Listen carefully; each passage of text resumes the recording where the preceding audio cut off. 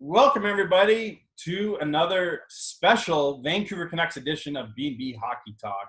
I'm Aaron Bloxel with my co-host, Mr. Matt Balzer.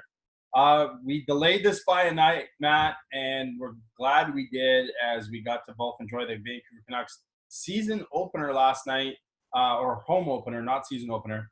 They're now 1-2 with a big 8-2 victory over the LA Kings, but last night was special. We got to finally see who the Canucks captain is, but the Vancouver Canucks organization really did it right with that opening ceremony. Oh yeah, it's just like bringing out all the alumni during the player intros. You had Kearns for the 70s. You had Stan Smeal for the 80s.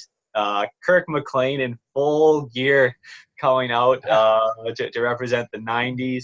And then Todd Bertuzzi to represent the 2000s, which got probably the biggest ovation out of everybody. And man, How long until his number is in the Ring of Honor? I'll see. I'm still not sure if he'll end up in there or not. But with that ovation last night, I don't think it'll be too long. I mean, he was the heart and soul of the Vancouver Canucks in the 2000s. Oh yeah. It's just like peak Bertuzzi. It's just like nobody could stop him on the ice. But yeah, it was great to see him out. And then we had Daniel Sedin to represent the 2010s, and I think Henrik was ribbing him a bit because he had to put all his gear on while Henrik just had to throw his jersey on and go out to center ice with him and the Canucks' first ever team captain, Kurtenbach, also came out to one present. Of the toughest guys to ever wear a Canucks jersey, by the way. Yeah, and they both came out and presented Bo Horvat with his jersey. Became the 14th ever captain in Canucks franchise history. Bo Horvat, the organization actually made a decision before training camp that he was going to be captain. So everything was a sort of on the down low, and they just sort of had to play it off until last night. But yeah, it was just great to finally see him get to see. You saw his parents in the crowd, and his dad looked pretty emotional there when he got the jersey. But yeah, it's just like everybody was there. It was just a perfect ceremony. The only big guy that was missing was Trevor Linden. We won't get. We said Marcus Naslund was missing too. I mean, yeah, Marcus Naslund. And of course, Bobby Lou's probably like, why didn't I get an invite? But yeah, Marcus Naslund, the Athletic had a great piece that I haven't gone around. I will be looking forward to reading, but the Athletic had a great piece with Marcus Naslund on Bo Horvat getting the captaincy and all that. So that's something to check out if you are subscribed to the Athletic. That open letter by Thomas Drance with Marcus Naslund. But yeah, the big thing looking in the future is because I'm not sure where Trevor Linden's relationship with the Canucks is at this time since parting ways from being team president. But I'm hoping sometime later this year that he does show up. But yeah, the reason why he wasn't there, as they put out, was that he was out of town. So take that for what you want. But other than that, the game was perfect. The opening ceremony was perfect. But yeah, you got to be a lot to be happy about, because after the first two games, with the lack of goal scoring, it was nice to see them go off. Well, to be fair, I mean, they deserved better against Edmonton. The game against Calgary, it wasn't, like they got outplayed. It could have gone either way. It's just, it's one of those things. You got to capitalize on your bounces, and last night was just one of those games where they got to take advantage of a tired LA Kings team, a dreadful LA Kings team, and boy, do they need some help on the back end. And in net, I mean, Jonathan Quick let in 14 goals in 2 games, as we talked about before we came on air here. But yeah, it worked out well, and you look right up and down the lineup. There was only, I think, 5 guys last night that didn't get a point on the Canucks. Yeah, 14 different skaters got at least 1 point. Yeah. So, everything worked out well for them. Yeah. So yeah, and just some big points to bring up. So the Canucks had 3 defensemen score last night, and some great stats from Jeff Patterson that he put out. The last time the Canucks got 3 goals by defensemen in one game, You have to go all the way back to March 3rd in 2004 versus the Colorado Avalanche in a 5-5 tie. 15 years ago. This just crazy. So that where Matthias Olin, Brent Sopel, and Marek Malik each scored in that game. And also from going another stat that he had from last season. So the Canucks already have 4 of the 10 goals from defensemen this year in just 3 games. Last season, it took 15 games and 45 goals for the Canucks to get at least 4 goals from their defensemen. So it just shows the big difference, the big difference, the Quinn Hughes effect there, and Edler with a couple. But yeah, even Tyler Myers, I've really liked his game offensively from what he's produced, especially jumping in the play. I think it was on the Patterson goal where Sutter stopped up, and Myers was actually the one driving the net, where Sutter's pass sort of deflected off that D-man to Pedersen in there, and then Chris Tanev, like I think he got his easiest goal of his career with some nice passing from Besser and Hughes for that tap, and that was a 3-on-2 rush with Hughes and Tanev both jumping up in the play. So, but yeah, and Quinn Hughes. The funny thing about that goal is I think the defense had just come on. They got pinned in their zone for a bit, and Patterson and Miller ended up being like the down low guys. But when there was the turnover, the Kings were tired too. So both Tanev started to go and Hughes went too. And instead of peeling back, I love that they have the green light to be able to go like that. And they were able to create an opportunity. And you could see it shape up the way it was happening, that something might happen. Besser was looking for the pass. Hughes kind of signaled to him and slowed up a bit to stay high. And then Tanev just kept driving the net. So it was perfect.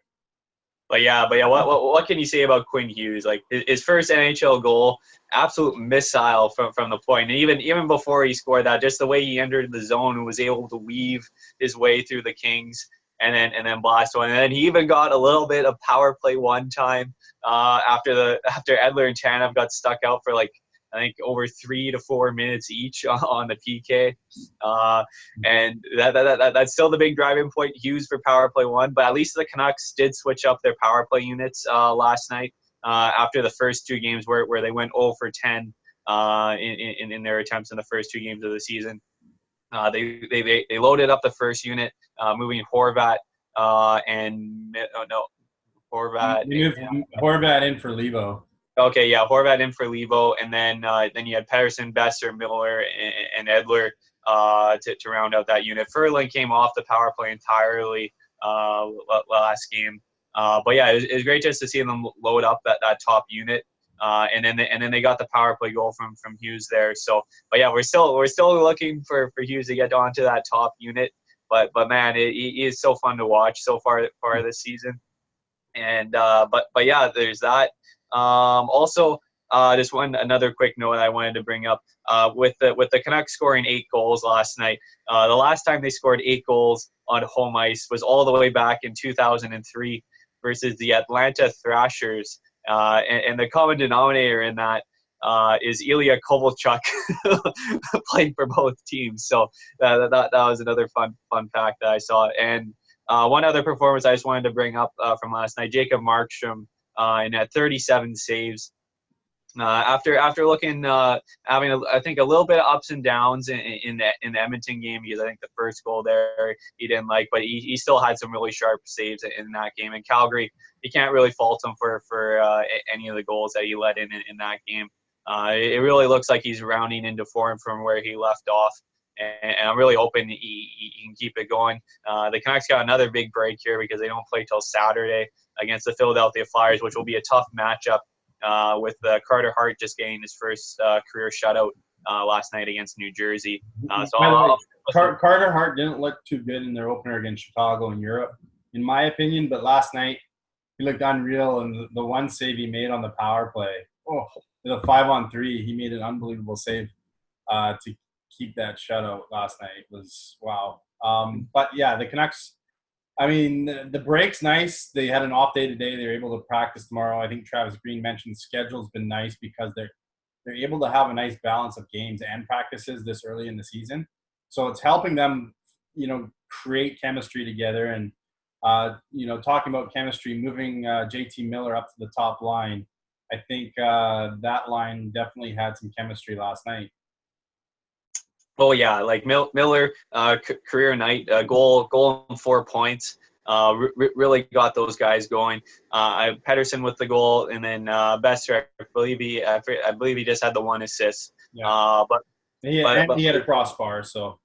But yeah, it's like I still think Pedersen and Besser are still just a little bit off from where they are. Like Pedersen, like he has his moments, but there's some times where the puck's either just hopping over his stick, or he's making a move and the puck's and losing the puck.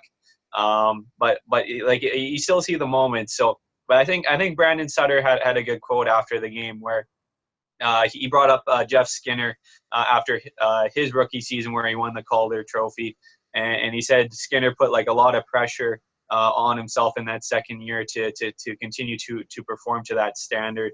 And I believe he did struggle a little bit in his second year, Yeah. but I think with Patterson, it will come. And once when that power play really starts to get clicking, and he's got that one-time shot and those cross ice passes to Besser, which they'll be lining up. But yeah, you see enough where it's just like, all right, it's just like once when he has that one really big game, then he'll get going. But it was good for him to get off the schneid, getting his first of the season last night. But yeah, I actually really liked the lines last night with Pearson and Levo with Horvat.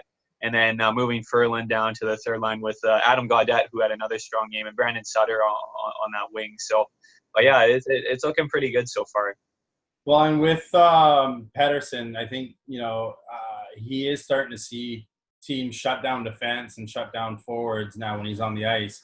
So those two guys are going to be playing against tougher defensive lines and stuff this year, matchups. It'll be tougher for them. And you see it. I mean, Jeff Carter, I think, threw Pedersen around a little bit last night, and you could see the size difference, the strength difference. Carter even threw Quinn Hughes down at the blue line when he tried to protect the puck there. You can see how some of these guys are big and strong and how it makes a difference in play. But moving, Gaudette into the lineup against Calgary and being forced to move Brandon Sutter to the wing, I think has been absolutely the right call. It was Gaudette was one of the top players against Calgary. He looked great again last night, but Sutter actually looked great on the wing as well. And he's still taking a lot of key draws when he's killing penalties and such. And the big thing for Sutter, he's already halved his point totals from last season. He had 2 goals, 3 points last night, and he only had 4 goals and 6 points in 26 games last season. So it's already looking good. The big thing is, it's like I don't want to get too optimistic just because I want to see him stay healthy for a longer time. But it is a good start to the season, minus the gaffe in the Oilers game where it cost him the game-winning goal. But other than that, I think he's been doing pretty good. And the penalty kill with all those guys that have been great. They've been 12 for 12 so far to start the season, which is great from that perspective. But yeah, it's like I'm really liking what we're seeing, and finally we're starting to get some production after getting some chances in those games against Calgary and Edmonton, but just not being able to get the puck in the net. But yeah, it's just it's great, and but yeah, I'll just leave it at that. Yeah, you mentioned the Canucks are 12 for 12, killing off penalties. They are 1 for 12 on the power play, but almost 2 for 12. I mean, they scored basically a second after somebody came out of the box against Edmonton. It's going to get better than that, I believe, with some of the adjustments they've made. I think we're going to start seeing some more power play goals. Markstrom, you touched on how he's playing. A .949 save percentage last night. He made some – there was about 3 or 4 saves that really stood out to me. What did you think about his game, and will we see Demko maybe this Saturday, or do you think we just keep seeing Markstrom because the games are so spaced out right now? Yeah. I think you keep riding Markstrom. Like if the games were like a little bit more condensed, where you're playing every other day, then I think you see Demko. But yeah, with the way Markstrom's been playing, I think in the first period, on I think one of the Kings' first power plays that they got. He made a couple of really nice saves. I think one on Kovalchuk, which was, I believe, a nice block. He made a left pad save eventually. That was really nice and stood out. But yeah, it's like it's just him tracking the puck, like in high traffic and all that, and just being in the right position there. That's what really stands out to me. Because he's not giving out really any weak goals when he does, because like the Toffoli goal, that's a nice move, and Toffoli just seems to score every time the Canucks play them, but which I still boggles my mind. It's just you can basically always guarantee Toffoli scoring a goal against the Canucks. And then the second goal, he had Alex Edler trying to make sure he keeps his role as the backup goalie on the ice. And to be fair to Edler, I wanted to jump all over him when I saw that last night, but when I rewatched it a few times, he actually was in a good spot because whoever I think it was Kopitar, dropped the puck back, had a forward on him, but it looked like Kopitar had the jump on him, and so Edler was in position to still take out Kopitar. But then when the puck got dropped, he's now flat-footed in the no man's land because the gap between him and the defenseman, who he's not really playing, right? He was in position to take Kopitar. And then all of a sudden he can't do really anything except try to block a shot. But I don't know. Like because I looked at that play and I thought, what could he have done differently? And not a whole lot came to mind, unfortunately. Yeah, I wish he would have stepped up just a little bit more to tighten that gap up. But it's always a good comical thing whenever he does try to play goalie or whatever, try to block a shot. But yeah, it's just one of those things. But yeah, I think that's about all I have from the last 3 games. But it has been great to see Louis Eriksson in the press box for the past 2 games, because it's just, you don't have to worry about him. It's just out of sight, out of mind sort of thing. Because I like, as of right now, until Tyler Mott or Roussel get back in the lineup, I'd rather see Tim Schaller there, just because at least he's going to hit somebody or something like that. Even though he's not going to do much else, but I'd rather have him than Eriksson just sort of float out there for a good like 10, 11 minutes and really do not much, except, well, he's still an okay penalty killer. I'll give him that. But other than that, he's not really. I think with an effort like that last night, you get, Eriksson and Barchi and Goldobin. I mean, they're thinking, oh man, I'm never going to get back into this lineup now for a while, right? So. Well, the best thing, nobody's gotten hurt. It's just I don't want to jinx it, but it has been good just to see like 3 straight games and nobody's gone down to injury. And I think really last night they were for their first road trip. That's usually when it starts. Yeah, but especially last night they were really able to balance out the ice time to everybody. Because there was no point in playing Pettersson and Besser at the end of that game at all. And especially for the defense, because Ben and Stetcher have been playing around like 10, 11 minutes the first 2 games of the season, but they saw their ice time jump up, because I think Stetcher was up over 16 minutes last night, and Hughes, who had been playing over 20 minutes the first 2 games, got around like 16 and a half minutes. So it is nice when you're able to balance out that ice time and save some guys from playing some tough minutes. Because that'll really go a long way as the season goes along. Yeah. You have any notes on prospects right now? Yeah. So I don't have much, just because Utica, they've only played the 1 game. But the good news is that Cole Lind had a 3-assist game playing on the top line with Reed Boucher, who had 2 goals and 3 points in that game. But yeah, especially with the tough year that Lind had last year, it's great just to see him get that offensive production right off the bat. And I'm hoping he stays on that top line, because Berchi and Goldobin did not play in the first game for Utica. So I'm hoping they're able to stay higher up in the lineup. And I heard Jonah Gadovic had a really good first game as well. Because I think they might have had like the beastly line with Gadovic, Grajovic, and Bailey, who are all like 6'3", 6'4". That's some big. There was there not a bench brawl or a line brawl in that game, I believe? Oh, I'm not sure. It might have been that game, or it was their last exhibition. I saw 4 or 5 different guys fighting all at once. And, I kind of thought, I was feeling for Barchi. I'm like, he's gonna look at that and go, "What did I just get myself into?"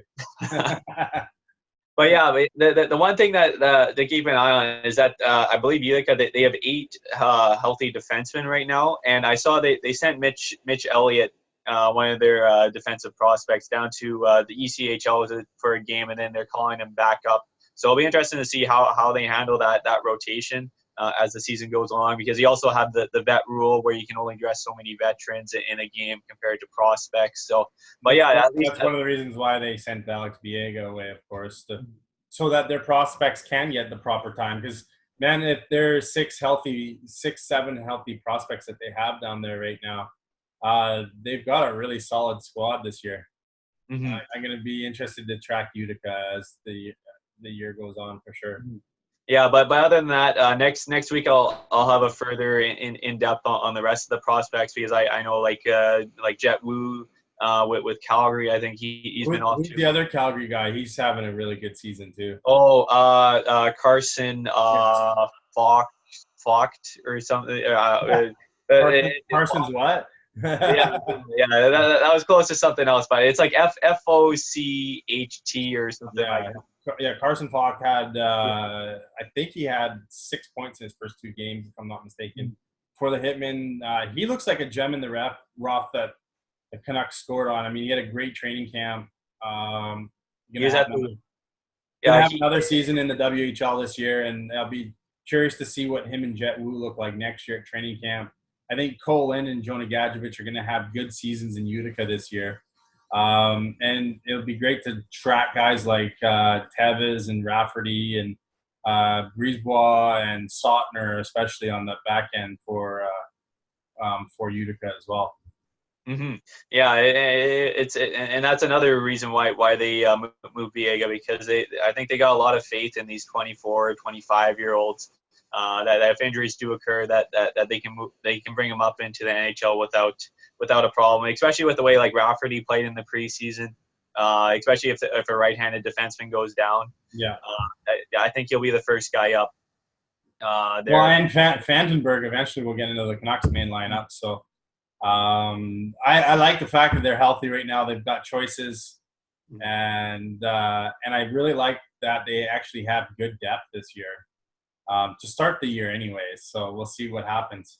Yeah, it's just a fingers crossed thing that the health of the team and everybody just stays good for the next little while at least, just to get some chemistry going, and hopefully we can move up the standings. Because so far the Pacific Division has not looked overly great with a lot of, like Vegas has looked good, even though they lost to Boston the other night. But like the Sharks have gone off to a really poor start. Calgary has had its ups and downs. Edmonton, they're still undefeated. James Neal with 4 goals the other night. That makes the Lucic trade look a little lopsided right now. Oh man, it's just crazy. It's like James Neal, he only had 7 goals last year, and he's already 1 goal away from matching that. So, but yeah, the division's wide open. Like even Arizona, like they've been playing good defensively, but they've had no offense so far. Anaheim, believe it or not, is undefeated right now. Yeah. Goaltending there, I think. John Gibson's been absolutely amazing for them. I think his save percentage is like .970 through 3 games, which is, well, yeah, it's like as long as he stays healthy for them, I think the Ducks might end up being a dark horse team as the season moves along. But yeah, it's just like you just look at everybody in the division. It's just like it can go absolutely anywhere, because like outside of Vegas, I think right now everybody can move up and down the standings at any time. Yeah, absolutely. Well, thanks everyone for listening to our special Vancouver Canucks edition. And we will be back either tomorrow, Friday, or Monday with our Around the NHL segment. Oh no! We got the Canadian Thanksgiving this Monday. Oh, you're right. So it won't be Monday. Well, if we're not on tomorrow, it'll be next. Well, we'll see. we'll let you guys know. Yeah, what we'll probably do next week is that we might switch Canuck Talk to Friday and the NHL Roundup to Wednesday, so that way there's not a huge gap. Well, as big of a gap as it might be between that, but we'll let you guys know. Sounds good. All right. Remember to hit that like and subscribe button on Facebook or on YouTube. B&B Hockey Talk. I'm Aaron. He's Matt. Thanks for listening, and we'll see you guys next episode.